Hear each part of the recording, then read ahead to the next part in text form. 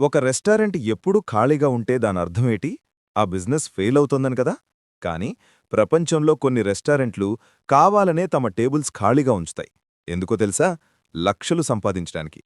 జనాలతో కిటకిటలాడే షాపుల కంటే ఖాళీగా ఉండే షాపులే ఎక్కువ లాభాలు ఎలా తెస్తాయో తెలిస్తే మీరు ఆశ్చర్యపోతారు.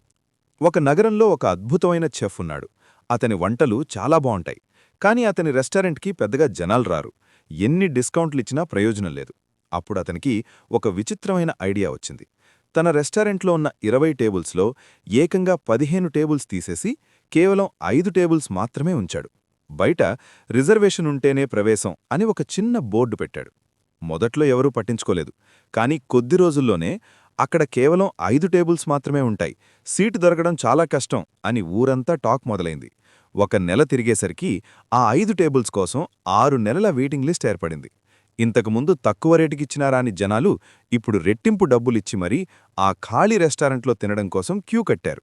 దీని వెనక ఉన్న బిజినెస్ సీక్రెట్ పేరే ద సైకాలజీ ఆఫ్ ఎక్స్క్లూజివిటీ లేదా స్కేర్సిటీ ఎఫెక్ట్. మనిషి సైకాలజీ ఎలా పనిచేస్తుందంటే, మనకు సులభంగా దొరికే వస్తువులకి మనం అస్సలు విలువివ్వము. కానీ ఏదైతే మనకు దొరకదో లేదా దొరకడం చాలా కష్టమో దాని వాల్యూ మన మెదడులో 100 రెట్లు పెరిగిపోతుంది. ఆ చెఫ్ టేబుల్స్ తగ్గించడం ద్వారా వంట రుచిని పెంచలేదు, కానీ ఆ రెస్టారెంట్లో తినడం అనేది ఒక స్టేటస్ సింబల్గా మార్చాడు. అందరికీ దొరకంది నాకు దొరికింది అని ఫీలవడానికి మనుషులు ఎంత డబ్బైనా ఖర్చు చేయడానికి సిద్ధపడతారు.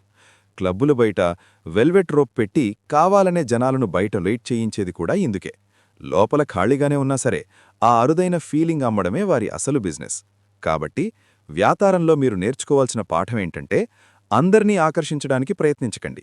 మీ ప్రోడక్ట్ లేదా సర్వీస్ అందరికీ సులభంగా దొరికేలా చేస్తే దాని విలువ పడిపోతుంది. దాన్ని కొద్దిగా అరుదుగా మార్చండి.